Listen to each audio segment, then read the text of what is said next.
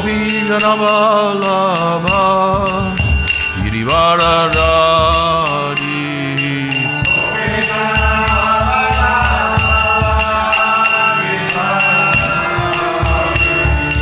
Yasodanandana Pradajana Ranjana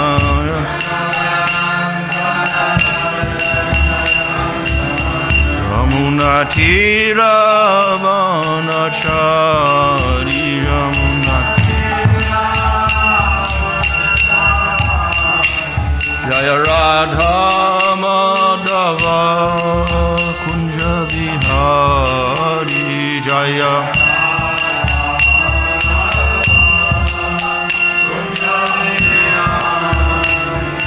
Krishna, Hare Krishna, Krishna Krishna, Hare Hare, Hare Rama, Hare Rama, Rama Rama, Hare Hare.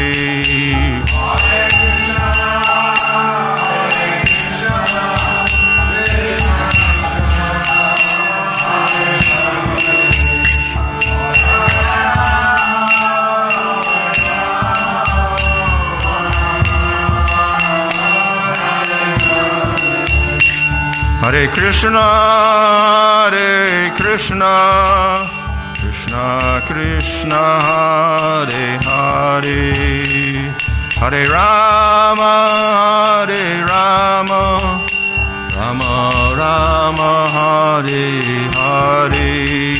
Hare Krishna, Hare Krishna, Krishna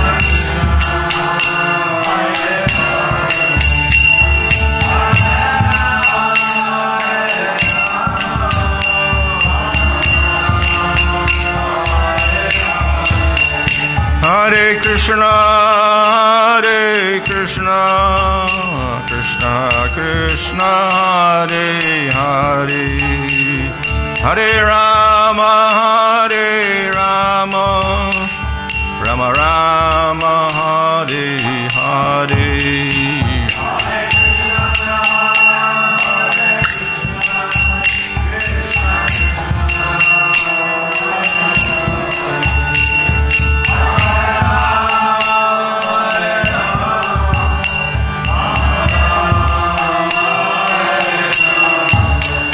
Hare Krishna, Hare Krishna, Krishna Krishna, Hare Hare, Hare Rama, Hare Rama, Rama Rama, Hare Hare.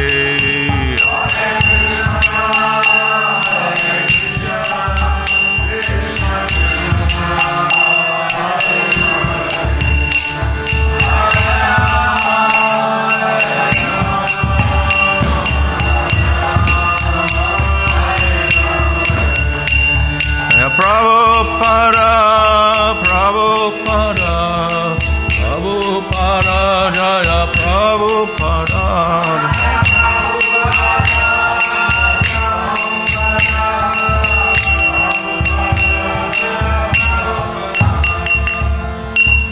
Jaya Srimad Bhagavatam, Bhagavacharya, Saraswati C. Bhaktivedanta Swami Prabhupada Ki Jai.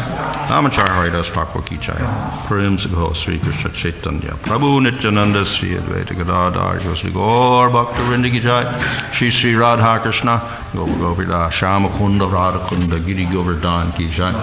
Shri Vrindavan Dham Ki Jai, Navadut Dham Ki Jai, Ganga Jamuna Tulsi Bhakti Devi Ki Jai, Ananta Koti Vaishnava Vrinda Ki Jai, Samavetta Bhakti Vrinda Ki Jai, Go Premanandi. All glories to some of the devotees, all glories to some of the devotees, all glories to some of the devotees, all glories to Sri Guru and Sri Gauranga, all glories to Srila Prabhupada. Om Namo Bhagavate Vasudevaya. Om Namo Bhagavate Vasudevaya. Om Namo Bhagavate Vasudevaya. Namo Om Vishnu Padaya Krishna Bhrishtaya Bhutale Shrimate Bhaktivedanta Swami Nitinamane Namaste Saraswati Deve Gauravani Prachadane Nirvishesha Shunyavadi Pastatadeshatarane Sri Krishna Chaitanya Prabhu Nityananda Sri Advaita Gadadhar Shivasadi Gaur Bhaktivinoda Hare Krishna Krishna Krishna Hare Hare Hare Rama Rama Rama Hare Hare. Reading from Srimad Bhagavatam Canto 2, Chapter 1, Verse 27. Dve Januni Sutalam Vishvamurte Urudvayam Vitalam Chatalam Cha Mahitalam Tadjaganam Mahipate Namastalam Nabi Saurogrananti Dve, two, Januni, two knees, Sutalam, planetary system named Sutala, Vishvamurte, of the universal form, Urudvayam, two thighs, Vitalam, the planetary system named Vitala, Shah. Also, Attalam, the planet named Attala, Shah. And Mahitalam, the planetary system named Mahitala, Tat, of that, Jaganam, the hips, Mahipate, O king, Nabastalam, outer space, Nabishara, depression of the navel, Grananti, they take it so. Translation: the knees of the universal form are the planetary system of the name Sutala, and the two thighs are the Vitala and Attala planetary systems. The hips are Mahitala, and outer space is the depression of his navel. Text 28, translation: the chest of the original personality of the gigantic form is the luminary planetary system. His neck is the Mahar planets. His mouth is the Janus planets, and his forehead is the Tapas planetary system.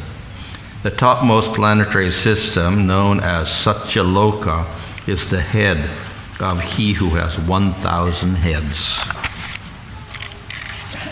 Purport: the effulgent planetary, luminary planets, like the sun and the moon, are situated almost in the midplace of the universe, and as such they are to be known as the chest of the original gigantic form of the Lord. And above the luminary planets, called also the heavenly places of the universal directorate demigods, are the Maha, Jana, Tapas planetary systems, and above all the Satyaloka planetary system, where the chief directors of the modes of material nature reside, namely Vishnu, Brahma, and Shiva. This Vishnu is known as Kshirodakshayi Vishnu, and he acts as the supersoul in every living being. There are innumerable universes floating on the causal ocean, and in each of them the representation of the Virat form of the Lord is there, along with the innumerable suns, moons, heavenly demigods, Brahmas, Vishnus, and Shivas, all of them situated in one part of the inconceivable potency of Lord Krishna, as stated in Bhagavad Gita 10:42. Translation: the knees of the universal form are the planetary system of the name Sutala, and the two thighs are the Vitala and Attala planetary systems. The hips are Mahitala, outer space is the depression of his navel. The chest of the original personality of the gigantic form is the luminary planetary system. His neck is the Mahar planets, his mouth is the Janus planets, and his forehead is the Tapas planetary system. The topmost planetary system, known as Satyaloka, is the head of he who has 1,000 heads. So this completes the description of the universal form as represented by planetary systems. And if you count from the previous verses, starting with Patala, and we go up to Satyaloka, we have 14 lokas, so to speak. Though we can translate loka as planet, we can also say it as a planetary system, because it may be more than one planet as such. So, for instance, we have Svargaloka, which is the heavenly sphere, just above the ghostly sphere, and that is called Svargaloka, or one planet, but actually it's many planets. So we have Venus and Mars and Sun and Moon and many other lokas up there. So therefore that word loka does not necessarily mean one particular place, but it could be a series of places. But they are identified as 14 lokas because we can say there's 14 types of living entities on these systems, graded from the lowest to the highest in terms of consciousness and body. So at the bottom we have Patala, which is the soles of the feet of the universal form. So this is the lowest type of consciousness. Of course, even there, it's not the real lowest, because lowest we could say is a plant or something like that. But in Patalaloka we do have human type entities also. But these human entities have a very low consciousness. The most sinful and degraded type of people live down on Patala. And as we go up to the various lokas, up until the earth, we get gradually a little more progress. But generally that bottom part, those 6 at the bottom are particularly considered to be not so good, tamasic, full of darkness, no sunlight, etc.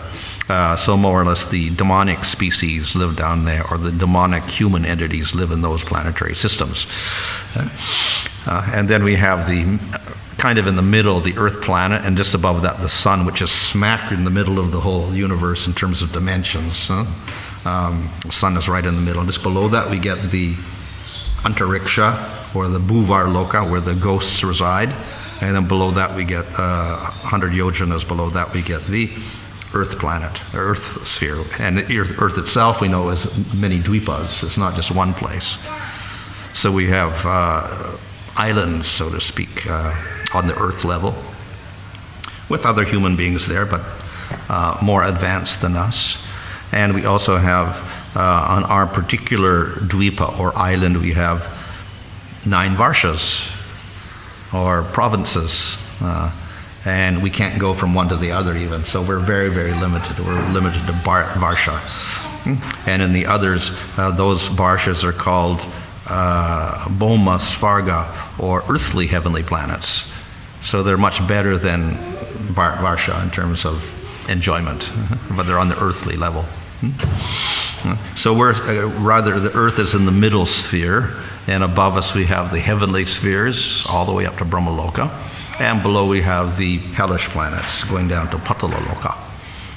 So we have gradations of consciousness here, particularly for the human type entities, from the lowest, most tamasic or mode of ignorance consciousness. We get the mixture in the middle with the earth, where we are, earthly sphere is mixture. And then we get the prominently sattvic nature, or Devata nature, as we go from Svargaloka upwards. And then at the top we have Brahmaloka. So this is, within the material world, this is considered to be the purest of those lokas. And often the people that live there, when they leave their bodies, then they get out of the material world and they go to the spiritual world. So in this way we have grades of consciousness within these different levels of the universe, 14 levels. So that is represented here by this universal form, or Vishwarupa. Just as we have a form and we have a bottom, which is our feet, and we have a top, which is our head. So we have a universal form with Patalaloka on the bottom and Satyaloka on the top. And in between we have all these various planetary systems. So within our body itself, we can say that the human body is a replica of the universal form on a smaller level.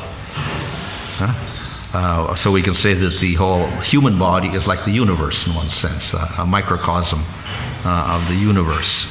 And that is often referred to in the scriptures itself, that the human body is just like that. So at the top we got the elevated part, at the bottom we have the degraded part. And this also corresponds to the chakras, which are discussed in the yoga system. So we have the Muladhara chakra at the bottom. So that's the most basic consciousness, survival consciousness at the very bottom. And then we got the Sahasrara chakra at the top of your head. So that's considered the enlightenment chakra, where you can get liberation from the material world. And so we have these various chakras in between. And if you're stuck on one of these chakras, that means your personality is basically of that nature. So if you're stuck in the Muladhara chakra, you're a very, very basic, instinctive type of person who acts on instinct only. Rather animalistic, survival mode person. And as you gradually progress upwards, you get a little more refinement or whatever like that. And then if you get above the navel region, basically you're more or less civilized. And you get to the heart chakra and above, then you're considered to be, let's say, going on to like spiritual, a little more spiritually inclined. So in other words, the chakras themselves within the body, they also represent this kind of evolution of human consciousness on an individual level. So the process of Ashtanga yoga, which is to be practiced by these yogis here who are meditating on universal form, is to raise their consciousness from the lower to the higher levels. Just like we're going from one Patala Loka to Satya Loka, and you can do that by doing different type of activities. So you can raise your consciousness as a yogi from the lowest chakra to the highest chakra, and when you get to the highest chakra you can get liberation. So we can say that the yoga sadhana, or the practice of yoga, is a sadhana to take you from the lowest planetary system to the highest planetary system, and then get liberation. So it's more or less the body of the yogi is like the universal form also, and he meditates on going upwards like this and purifying himself. However, to go from one level to the other, in other words, to go from one loka to the other, you cannot do that by physical means. So we cannot go to Svarga Loka by a rocket ship. We can go to the moon, or send us a probe up to the sun or whatever, but we cannot actually enter into the life of those spheres, which is a consciousness level. So these are not just places in terms physical places, they are levels of consciousness. So if you want to go to Svargaloka, you have to elevate your consciousness and become very sattvic and very pure. Then you can get into that area, and in your next birth, and you can get born into Deva Loka or whatever, moon planet, sun planet or whatever, and then you enjoy those heavenly enjoyments there. And if your consciousness is more elevated, you can get into Brahma Loka, in which you're almost in the spiritual world because you're so pure. But it's a matter of raising your consciousness, not by physical means, but by consciousness. You can enter into these different levels of existence in the material world. Similarly, the yogi, he has to purify himself in order to elevate his consciousness from the lowest chakra to the highest chakra.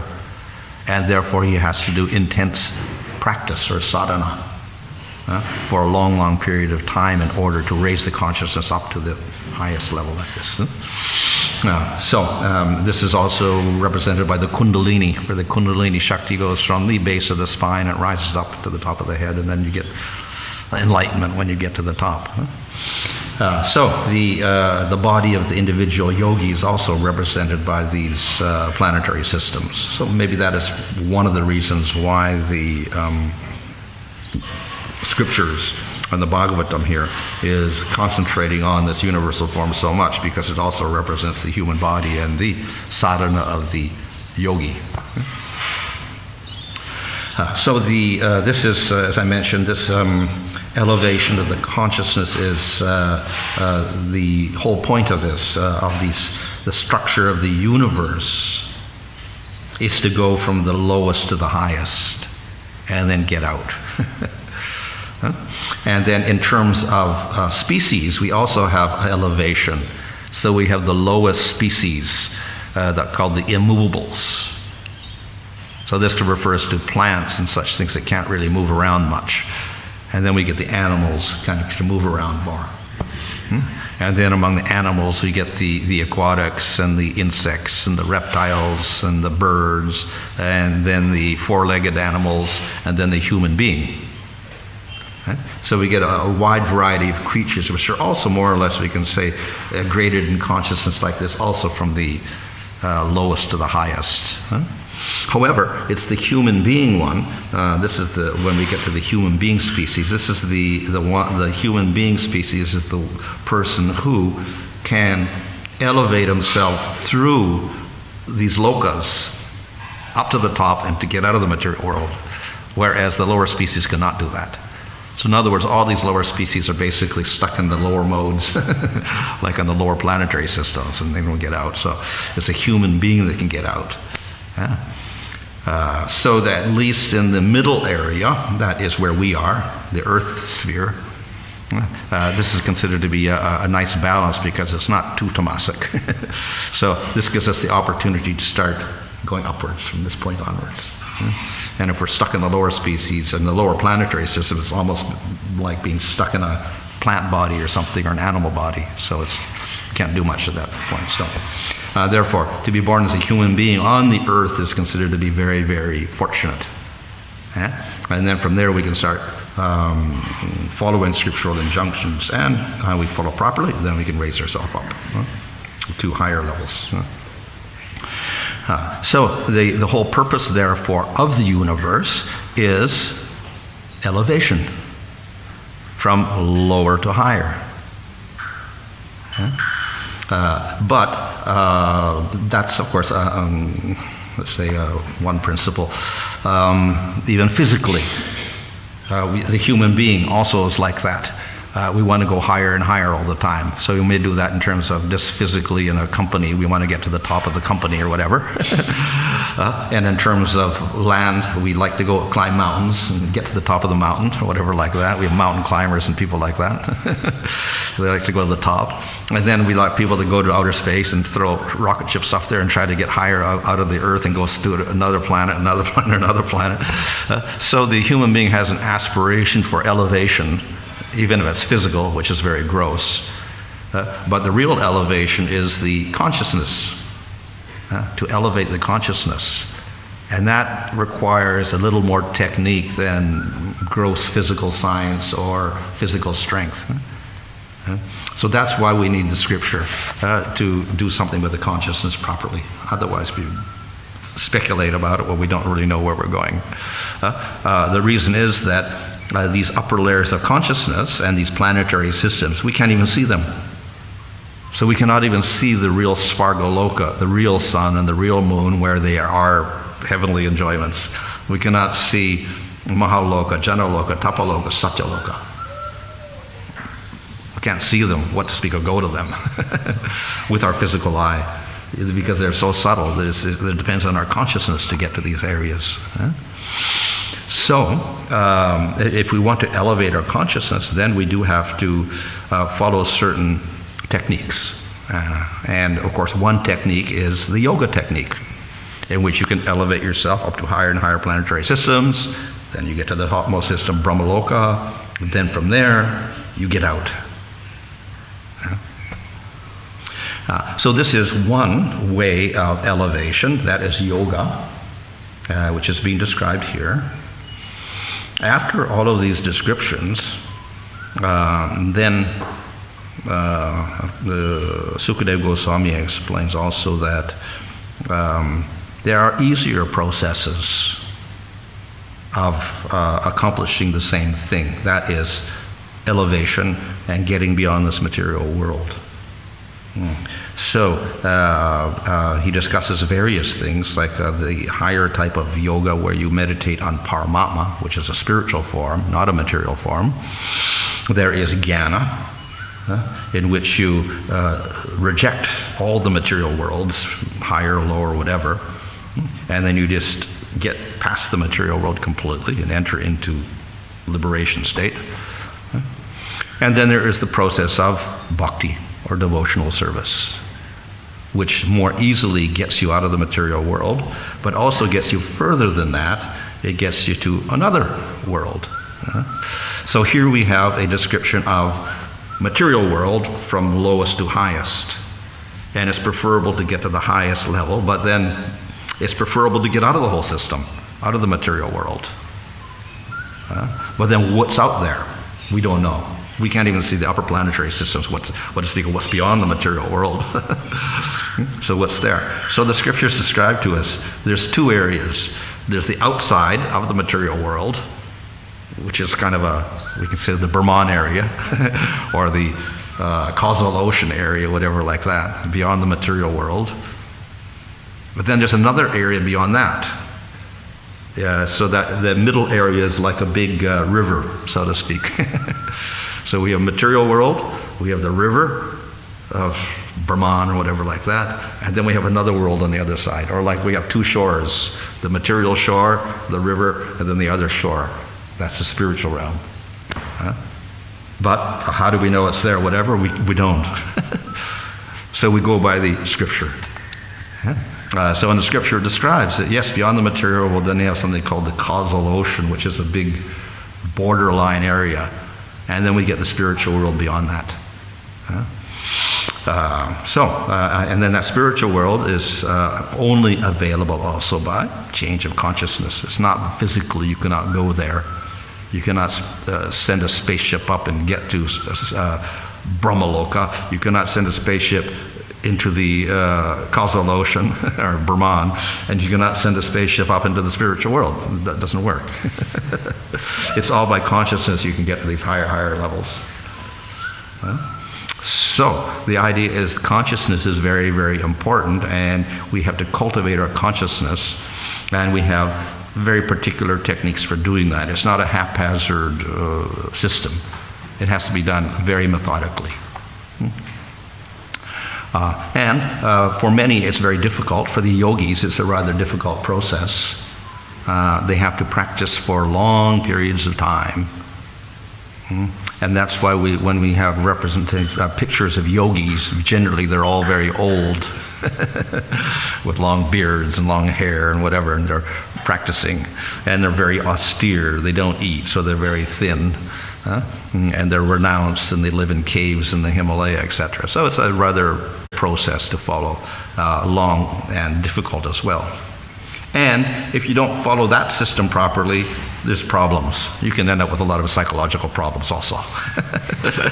So if you don't do things right, you end up crazy as a yogi as well. So you have to follow very strictly, even to follow that process and elevate yourself and go to higher planetary systems. So that's one way of elevating the consciousness, but it's a very, very particular system. And then the jnana system also is very rigorous as well, and rather difficult, and takes a long, long time to practice as well, with a lot of austerities. So the Bhagavatam proposes another system. That is the system of bhakti. So this is considered to be the easy system of transforming the consciousness, so that we can surpass the material world, we can surpass that river of Brahman, and we get up into the spiritual world. We get to the highest level.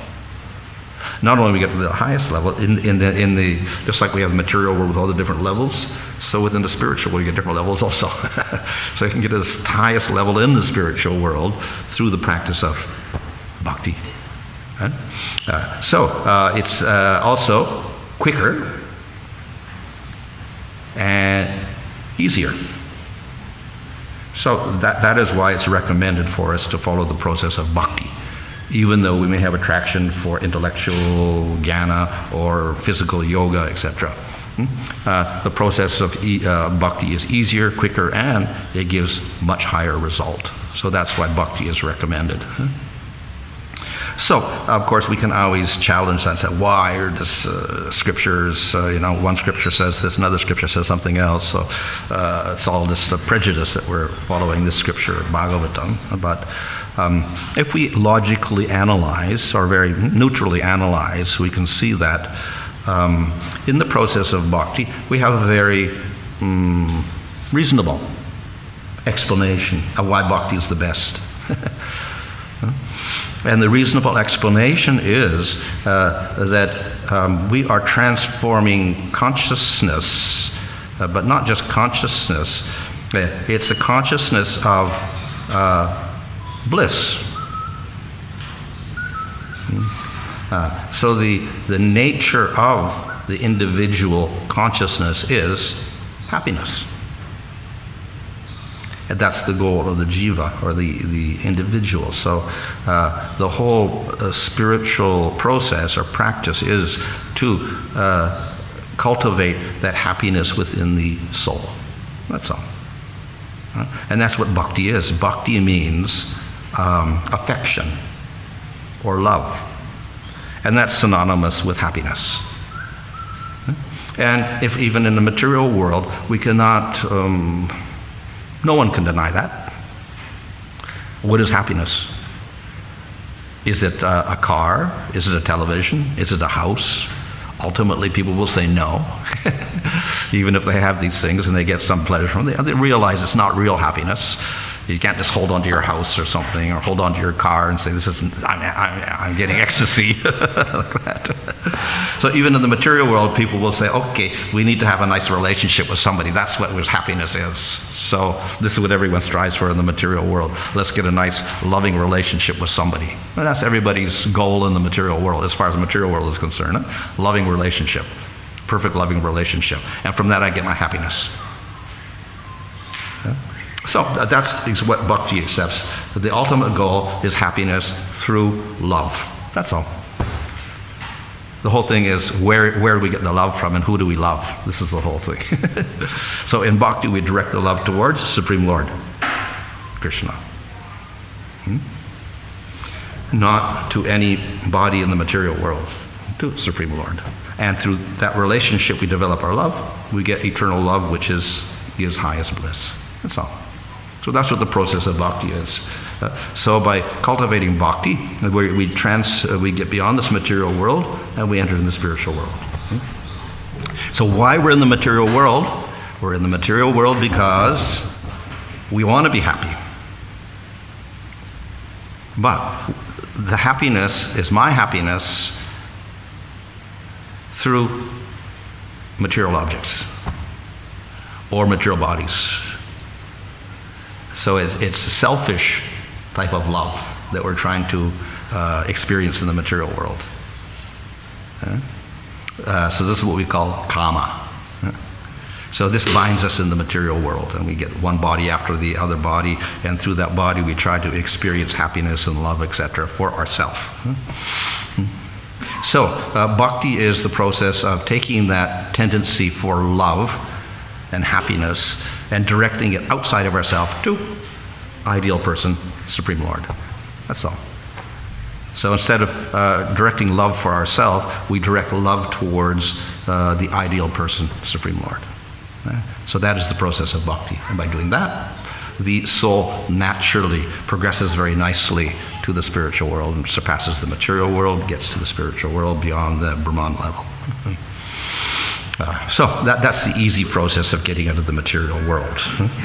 If we don't have such faith either in the Atma or whatever, and we're still stuck in the material world, then we meditate on these other processes. We practice these other systems, like this yoga system where we elevate ourselves to higher planetary systems, or meditate in our body on raising up the consciousness in the body, etc., etc. And these systems can be done, but they're very, very difficult. So easier process of accomplishing everything here, but more is that process of bhakti. Okay, any question there?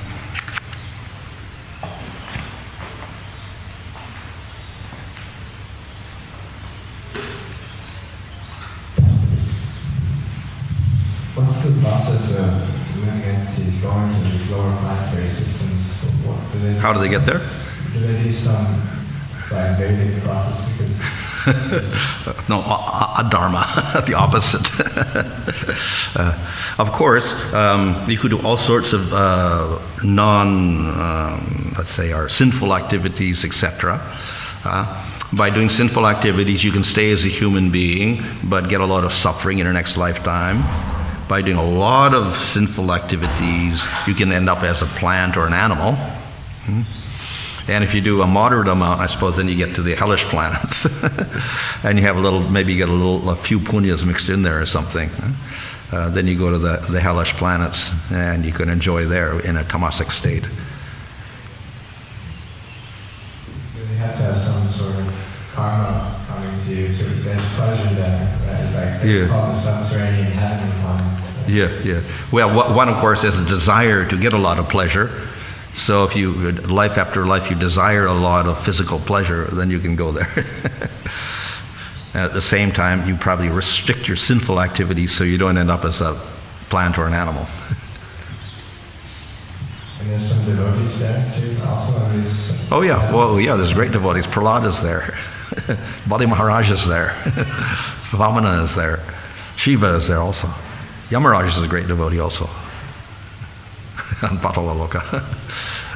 But the majority are these tamasic species consciousness. I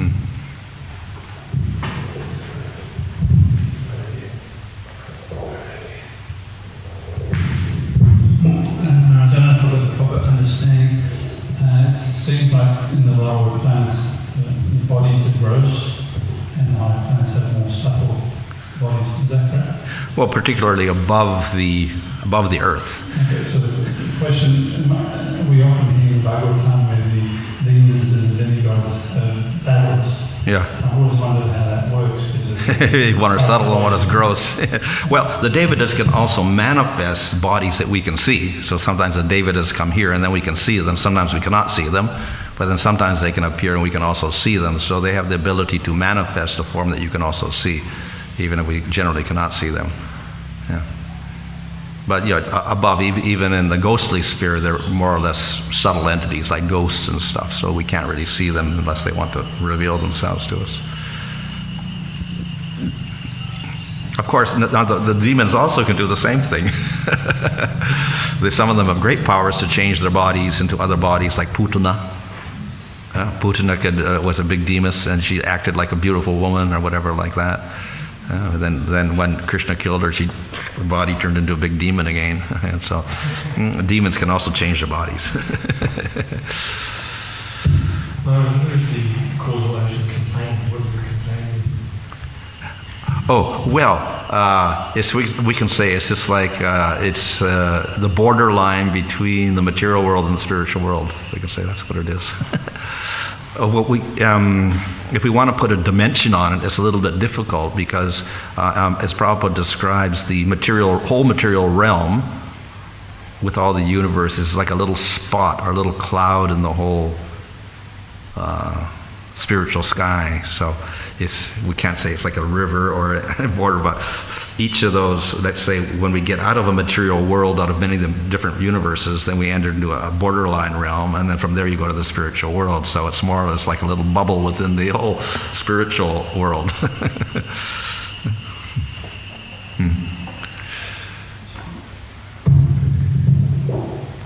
My question was, how do human relationships, like you mentioned, getting love and happiness from human relationships, like how does that fit within yoga? Within yoga? What human relationships and yoga those relationships have to be rejected as being illusory and part of material bondage. Okay? So all relationships in the material world are attachments, which are called raga. And of course the opposite is dvesha, hatred. So we have attachment and repulsion to things in the material world. And all that arises from ultimately ignorance. And then ignorance gives rise to karma and so many other things like that in the material world. So the yogi has to strive to get rid of the karma, the ignorance, etc., and attachment, repulsion, etc. So he has to give up everything, attachment to everything in the material world. So that it becomes difficult. Is it possible to take the perspective of seeing other humans as emanations from the Supreme? Oh, yeah. And Well, yeah. to treat them with devotion? Oh, yeah. I think that's what I'm wondering. Well, that's what the devotee must do. He must see all living entities as equal to himself. We're all children of the God, so to speak. We're all emanations from God. We're all the servant of God. So therefore, one is not superior to the other, because we're all ultimately not bodies at all. We are spirit souls who are related to the Supreme Lord. So we're all like brothers, so to speak, in relation to the Supreme Lord. Yeah. Is your question more in Bhakti Yoga relationship or in the yoga, Ashtanga Yoga? I think my question is really just how can there be a spirit of bhakti in how you treat everyone around you, including... Can you love another human? Yeah, we love them as brothers in relation to the Supreme Lord, in other words. Not independently of the Supreme Lord. We see they're all related to God like that. Like in I think 5th chapter of Bhagavad Gita, this is the wise person then, he sees everything. He doesn't look at the body of the elephant or the dog or the dog eater or the brahmana. They're all equal because they all got a atma within it, a soul within it. So he looks at the soul, not at the body. So in this way he's called samadarshana. He sees everything as equal, not in terms of bodies. Thank you for the class, Maharaj. It was just, I think you answered it in the gentleman who asked the question before, that when we in the material world we try to enjoy separately from Krishna, but when we try to develop relationships in connection with Krishna, even though it's other living entities like the spiritual master or husband, wife, children, in service to God, then that relationship is connected to Krishna, then that's purifying. Yeah, well, obviously if we're devotees, and then especially with devotees, then we have special relationships there, but it's all related to Krishna. Now, and of course, we also regard every living entity as servant of God, Krishna Das, but at the same time, certain ones are opposed to the Lord, so we kind of avoid those people who are very offensive, and we associate with those who are friendly or neutral, and we try to preach to those who are neutral, and we're very friendly with those who are devotees of the Lord. So we establish relationships there, friendly relationships with devotees. So there's relationships there, but we're always looking at each person in relation to Supreme Lord also.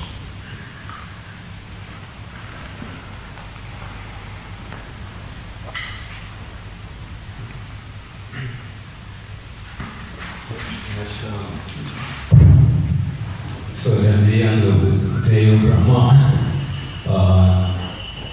most of the planets are submerged in water, is it including the sun? Yeah. So Svarga goes under, and all the planetary systems that we know, like Mars, Venus, Sun, Moon, are in the Svarga sphere, so that goes underwater. And then Mahal, Jana, Tapa are okay above that. They kind of remain intact, but then they go into darkness also at nighttime. The inhabitants of the outer planetary system, they don't really need the sunlight? Huh? The inhabitants of the Tapa, they don't really need the sunlight, do they? No, they all merge into into Vishnu in the night, in Garbhadaksha Vishnu, and sleep. Everybody goes to sleep, including Brahma. So it's all vacant in nighttime.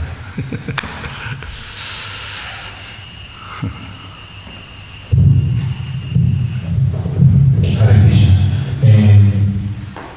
I heard that somebody asked Srila Prabhupada how many types of humans. 400,000. Yeah, but on Earth. And he answered 5. Do you know about that? No, I don't know. I think all this includes the Devatas, the Kinnaras, the Gandharvas with the wings, and all these subtle species, and the Rishis, and all these upper planetary systems all the way to Brahma. 400,000. Yeah. And on Earth, there's no, we don't know any, like, how many of you on I Earth? don't know. I don't think it mentions. Okay. And another question I have is that, what is the, in what circumstances, and somebody in body of a plant or animal get the opportunity to get a human body? How do they get opportunity? One, of course, is mercy of a devotee. They get touched by a devotee, maybe they can elevate quickly. The other is gradually, by taking birth after birth after birth, they wear off those bad karmas, and then they get from plant to animal, and then they go through many animal species and wear off some more karma. And then gradually they work their way up by just wearing off their karma, and then they get to a human species again.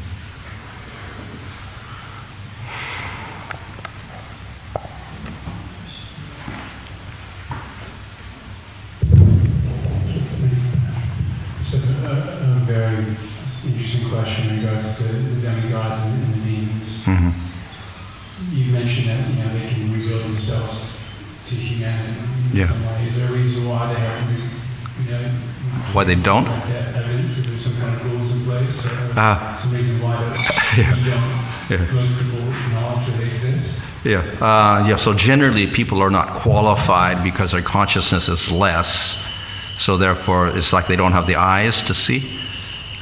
In special cases, then they may reveal themselves, but generally it's because the people also have some qualifications, so they reveal themselves at that time. Special cases, of course, when they're fighting with demons, of course, they may reveal themselves also. But generally, Prabhupada says we won't see the devatas in Kali Yuga because it's pretty contaminated. They don't want to come here. It's like a latrine or something. Why come down here in Kali Yuga? Where they did reveal themselves in the previous ages, like Dwapara Yuga and Treta Yuga and Satya Yuga, the devatas would come down quite often and attend sacrifices or whatever like this. And they come down to other places, other varshas more often, but not to the Bharat Varsha less. Another question, Master. How come devotees like Prahlad Maharaj and Bhanu Maharaj, and they stay in inauspicious places or like the association of demons and what do they like? How they support their? What do they do there? Well, it's just like Earth. People, why Krishna comes to Earth? Earth is not a very good place. Also, why doesn't he go to Satyaloka instead? So, but if he's on the Earth, he's completely unaffected by it. So if we have Vamana and Bali and Prahlad on Sutalaloka, lower planetary system, they're not affected by anything there. They're all like a little spiritual world within the hellish world also. So that, even Yamaraj is down there, and he's got his nice palace and his place, and lives very comfortably also as a devotee. So where the devotee is, then it's not affected by that environment at all. It's quite separate. And the specific plan that was because Krishna gave a plan to Bali Maharaj, right? To be with his family, which means Prahlad Maharaj and everybody else. And this is still in the lower planetary systems. Yeah. And Vamana's there too. Yeah, he stays there.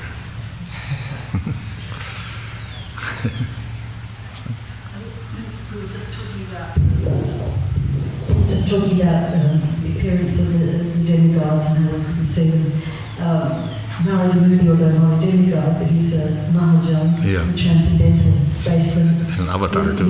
You would remember that pastime where Prabhupada was giving a lecture, I think it was New York? Boston? Or somewhere in America, yeah. Yes, and Prabhupada, Muni was leading a kirtan, I believe. And then Prabhupada suddenly started singing the bhajan to glorification of Narada Muni, Narada Muni. Bhajayavina, yeah. And then later, she asked Srila Prabhupada, well, why did you suddenly start chanting Narada Muni? And he said, oh, you didn't see Narada Muni? He came to see the kirtan. Yeah. And then there was one other occasion where Prabhupada said that, oh, he didn't see Narada Muni, he was laughing. He was laughing to see all the Malachas wearing tilak chanting Hare Krishna. Yeah. Okay. Hare Krishna.